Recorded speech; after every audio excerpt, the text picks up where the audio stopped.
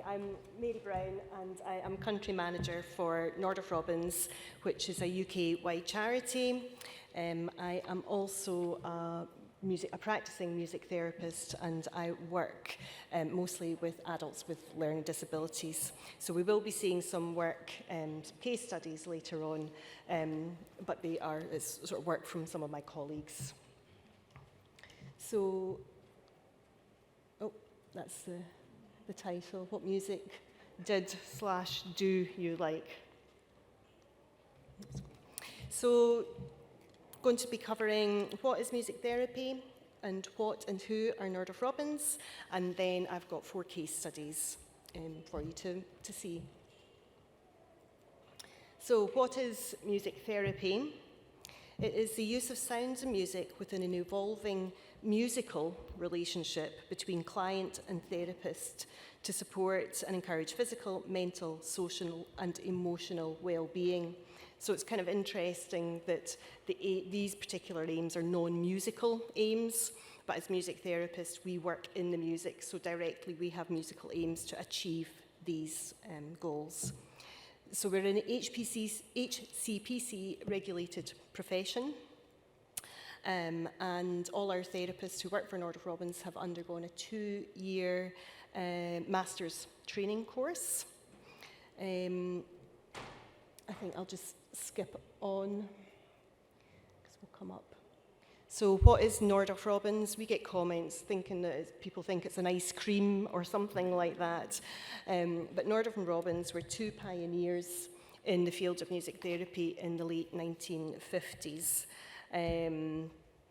Paul Nordoff was a composer, an American composer, and Clive Robbins was a teacher in a school for children with special needs in England, and they started collaborating when Paul Nordoff visited this particular school, and the rest, as they say, is history.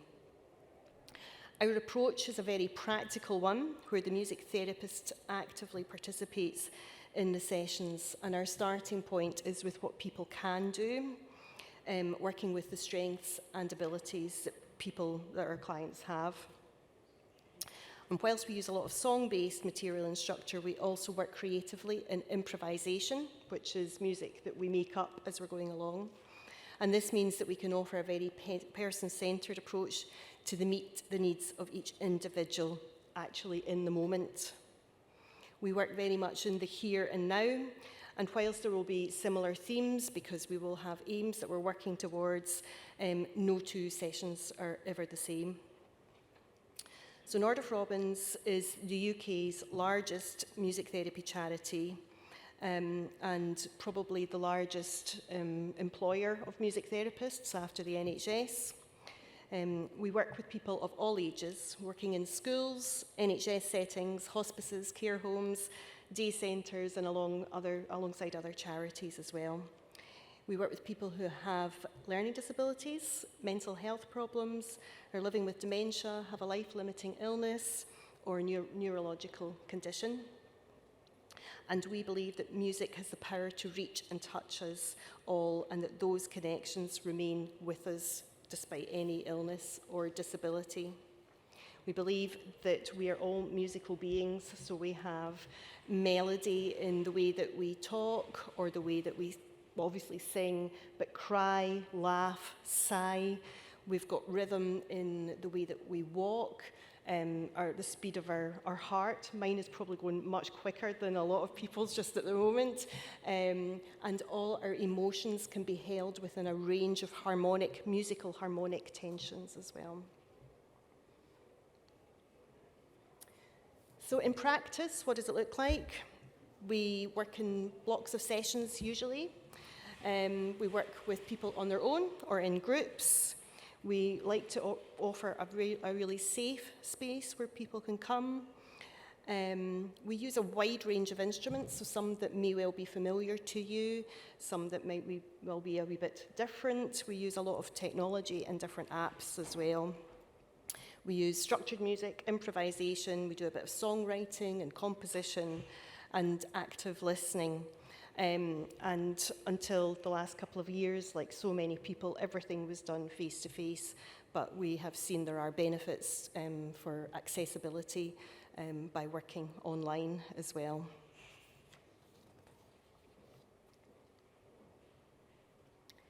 So this is one of the quotes from our website. So there's various things that we'll be working towards in music therapy, and whilst we work through the music, our aims are transferable and will hopefully be familiar to many of you. So these would include things like initiation, looking for different kinds of responses. We can work on organisation, so things like looking at musical components, flexibility, animation, focusing, capacity to control emotions, and looking at expressive range as well. I'll leave you just to read this particular quote, but I think the last little bit about looking at the key skills, providing space, opportunity for communication and expression are kind of key. So I'm about to show you some case studies, which I hope will demonstrate and sort of exemplify what we've been talking about here. So we're often told in music therapy that nothing explains the work and benefits as well as seeing it in action. I can talk till the cows come home, but actually kind of seeing what it is like, what it is really like, is really important. So I'm really pleased to be able to share some examples with you. I appreciate that this is a very broad field of work and will obviously not cover everything, but hopefully it can give you a bit of an insight into the benefit and positive outcomes that music therapy may bring. So here we have a video of Matthew. He acquired a brain injury in a motorbike accident that also caused multiple physical injuries. He's been attending music therapists with his therapist Lucy down in Wales, both online and in person at a neurorehabilitation unit.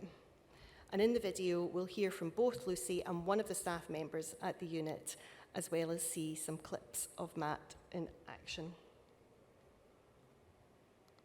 Oops, sorry.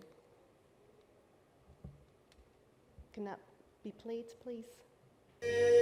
No, sorry, not that one, the one before. That one, there.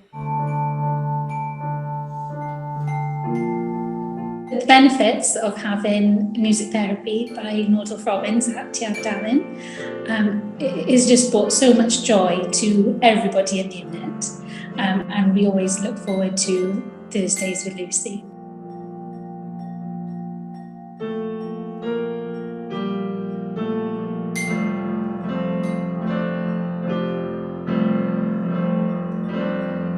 So about a year into us working together, Matt used his voice for the first time. Matt doesn't use his voice the rest of the week, yet here he was, asking to be heard. So I continued to work to incorporate his quite short, gravelly vocalisations into our music, encouraging him to use it more and more, and by doing this together in music, creating meaning and conversation.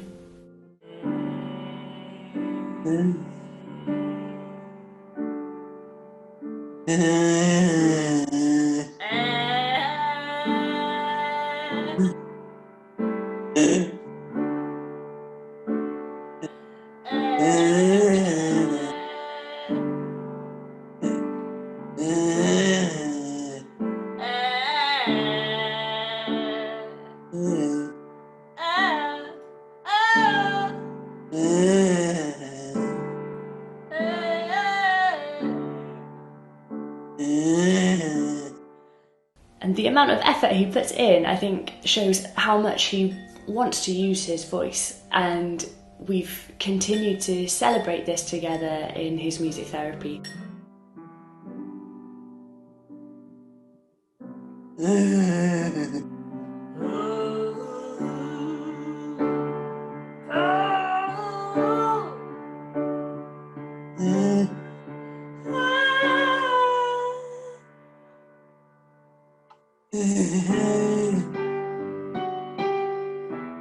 Music therapy has helped massively during the pandemic. It has given him a platform to be able to still express himself in a creative and fun way. It helps him in many ways, physically, cognitively, emotionally. It has helped him focus, also be aware of others, especially in a group setting, and has also helped him with his patience and turn taking.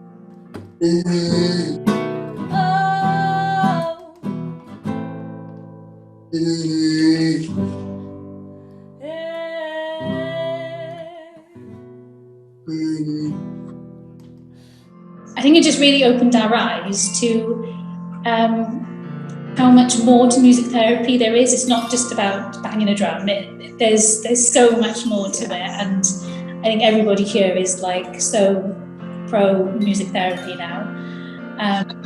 Yeah, it's wonderful. You know, it brings so much to people's lives.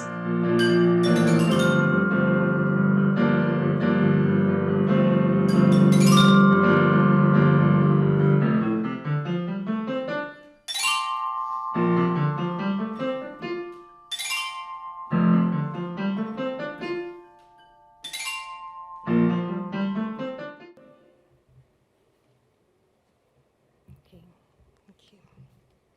So I hope you've seen from the video that music therapy seems to be a way for Matt to communicate in a very different way and to give him the chance to take the lead and be in control, which feels highly significant in the context of his life. So next I'm going to show you an example of improvisation in music therapy. I'll see if I can put it on without starting it. Okay, there we go.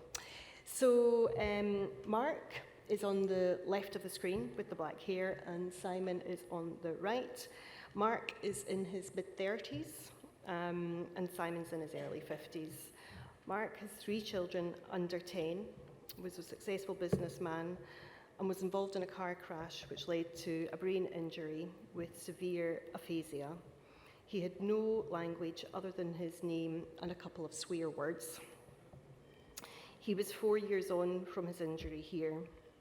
In his first session, he cried and wrote down that they were happy tears. He expressed that he had very limited opportunity to any flow of interaction with other people.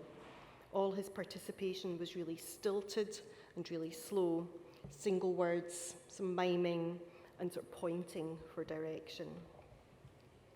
Simon, on the side here, has a young child and he's married. He was also a local business owner who had a stroke 6 months prior to this clip. Similar to Mark, he had severe aphasia with no language. He had an emerging awareness of his injury, but he still wasn't clear on what had happened to him. So Mark and Simon had been having individual sessions, but this was the first time they had music therapy together, which was initiated by Mark, who walked in on Simon's session and said he fancied joining in. So this clip is about 5 minutes into the session. Rich is the music therapist playing the guitar, and you'll hear Simon sort of vocalizing, singing non-verbally. And then you'll hear Mark joining in. So the main focus for me, and maybe something to think about, is thinking about the flow of the music, the freedom and the humour of interaction. The fact that they don't have any language doesn't impede the interaction or flow of the music. They're so playful and humorous. And Rich, the music therapist, afterwards said that he felt this brought about a real sense of solidarity between them, and they began to socialise a lot more after this session, out with the sessions, and Mark in particular was more motivated to engage in further rehab.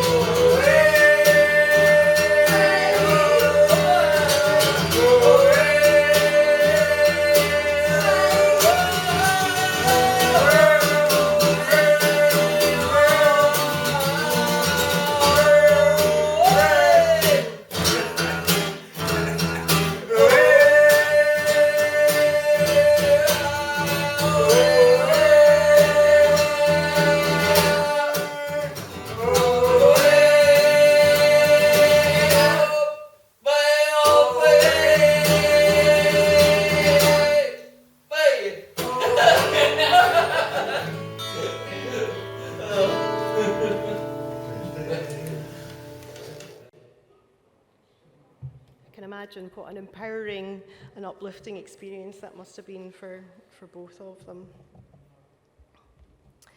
So, can that be paused, please? Thank you. So I'd like to introduce you to Charlotte. We'll see a couple of clips of Charlotte, or an interview of Charlotte, and then some of her music therapy. She is a young woman who had a head injury and who had music therapy as part of her rehabilitation journey. So at the time of these videos, she was in a brain injury rehabilitation centre in Yorkshire. She was previously admitted into hospital after feeling very unwell, and following tests, they found that she had an infection in her brain as a result of the shingles virus. Initially, she found communication and processing very difficult, and physically she had a bad tremor and was unable to walk. Music therapy had been suggested in hospital alongside occupational therapy and physio, and she was a bit hesitant as she didn't play an instrument and she thought that it might be about performing. Basically, she didn't have very high expectations. One thing she did comment on was about how absent music had become in her life. She'd previously loved dancing, she was involved in the local operatic society, she loved singing, she loved listening to the radio, she loved going to gigs and so on. But she noticed in hindsight that she had been indirectly avoiding music due to sensory overload. So she hadn't experienced it for quite a sustained period of time, and really only noticed that this part of her had stopped when music therapy started. Here Charlotte is speaking about her first experience of music therapy and how she approached the initial session. So I sort of turned up and said, I don't really know what you want from me, but I'll give it a go. And we just got chatting really about what sort of music we both liked, and we both sort of bonded over musicals. It was when The Greatest Showman, I think, had recently come out, so that was something that I'd watched while I was in hospital. So he just started playing one of the songs from The Greatest Showman, which was quite uplifting, and I just started singing along with him. And I found that as I was singing, I could fluently sing more than I could speak, which felt amazing. It felt amazing to just freely sing and the words be coming out without me even thinking about them. Whereas in day-to-day conversation, I really had to concentrate on making those words come out that I wanted. And they were affected by a stutter quite severely as well initially. So it was just great to sing and it not be taxing at all. Okay, sorry, there seems to be a bit of a delay in kind of the video and the sound. I can imagine it must have felt very exciting for Charlotte to discover that she could sing better than she could speak. There's a lot of research out there showing that words are processed by the brain very differently when they're part of a song compared to speech. So it's likely that this had a part to play in these cases. So I'm going to show you somebody else. So we've seen improvisation in action with Mark and Simon and earlier Matt. It's truly in the moment, but we always hope that our work ripples throughout the lives of our clients outside the therapy room.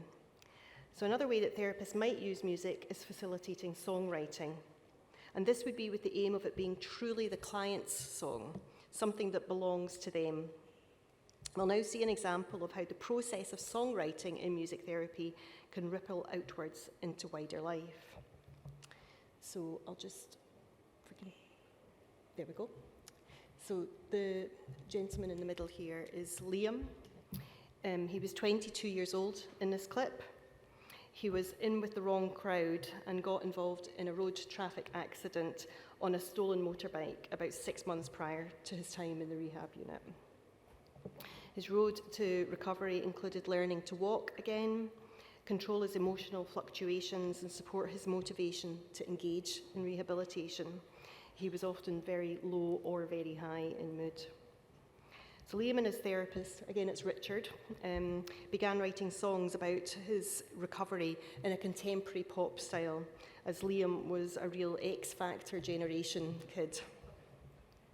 So we're going to see some clips, not from Liam's sessions, but from a jam night at the centre where Richard invited local musicians from the area to perform, where friends, family and staff could gather and have a social event. The aim being that the social event should focus on what people can do rather than what they can't. Liam performed his first original song at the end of this night, and this is it. And Rich made a video afterwards, which was in collaboration with the physiotherapist and the occupational therapist. It's a bit of a rocky montage showing Liam learning to walk again, visiting home and engaging in boxing. Down on top, but I got strong. I'm still fine, think I could survive. I made it through the pain. I'm still scared I could do it again. Survive. I'm feeling good. I'm feeling fine. I'm feeling happy all of the time. Because I'm still alive. Because I'm still alive. Because I'm still alive.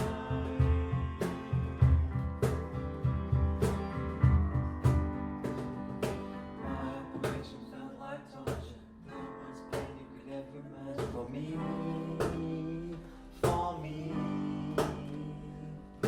I couldn't walk or talk or eat anything at all, but now I'm free.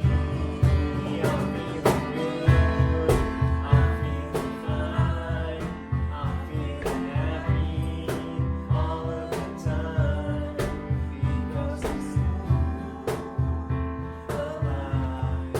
Because I'm still alive. Because I'm still alive.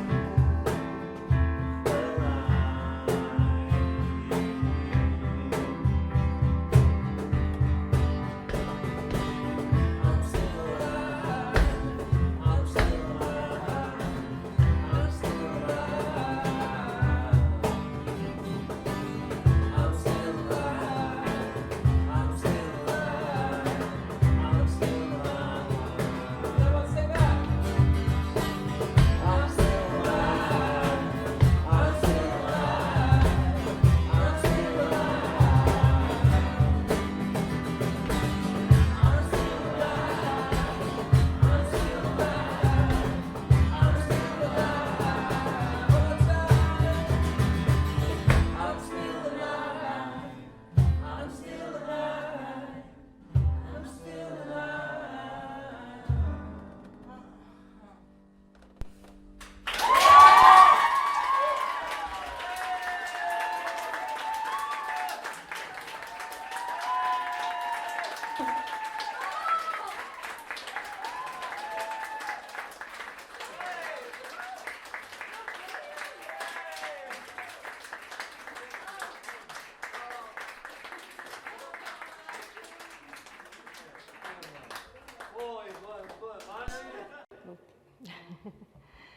It's easy to imagine from all that applause how big an experience this performance might have been for Liam. The video was presented to him after the event as an example of how far he had come, and it renewed his motivation to engage with rehabilitation. He went on to compose more songs with Richard, and after discharge found other music provisions and wrote and released some songs. You can actually find some on YouTube if you look, and he even got some press coverage. Being a songwriter and musician became a new identity for him. He hadn't been involved in any music whatsoever prior to this, and the focus moved to becoming something new rather than just regaining what he had lost. So growth rather than regrowth. So we're running just a few minutes late. Is it okay just to just keep going? Yeah. Okay. So Right, so back to Charlotte again. So here she's speaking about the experience of writing a song with Alan, her music therapist. And this will lead on to the final clip of Charlotte singing the song. So we're going to show us a recording of a song you did with Alan, aren't we? Yeah. So can you tell us a bit about how that came to be? It was something that Alan had suggested. He'd written songs with other patients in the hospital before. Now, when I was doing music therapy in hospital, because of what I'd been through, I really found it difficult to talk about the experience. But there was a need to talk about it. It was all sort of bottled up, and I needed to be able to talk about it or express it in some way. But trying to speak about it, I just find I always broke down and started crying and didn't really get anywhere with it. So we decided to sort of write a song about my experience, and it happened over a number of weeks. And the beginning of the song was how I was feeling initially, and I called it Change because it actually is me showing the change I went through while in hospital. And I think I became more positive through writing the song and through starting to recover and through music therapy. And so it documents that, and it was really valuable for me because it meant I could speak about this experience through the song, but also I sort of felt distance from it because it's a song and it's something creative. So I was able to process it without getting overly emotional.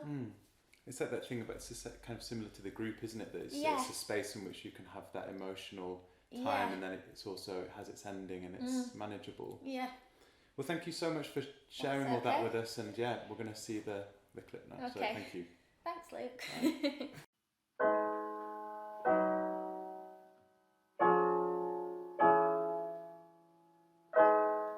Another rainy day outside. I don't know what to say. Keep smiling when everybody asks if you're okay. What are you meant to say? What are you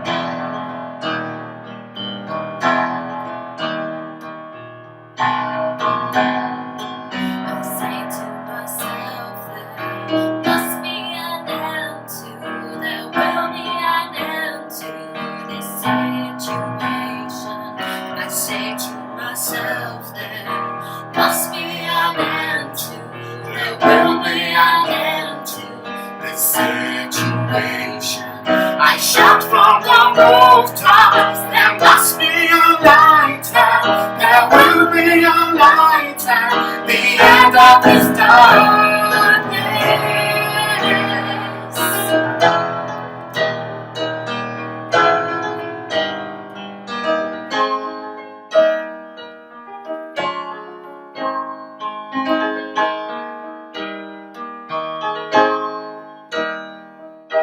Keeping smiling, keeping going, getting stronger day by day. Looking forward, feeling hopeful. There's a change coming my way. Keeping smiling, keeping going, getting stronger day by day. Looking forward, feeling hopeful. There's a change coming my way.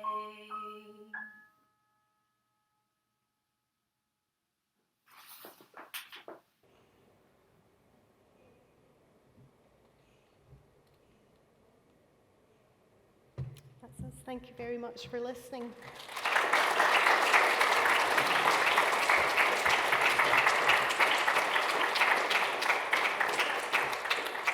Oh, Charlotte, she was amazing, wasn't she? They were all amazing. Is anybody got any questions for me?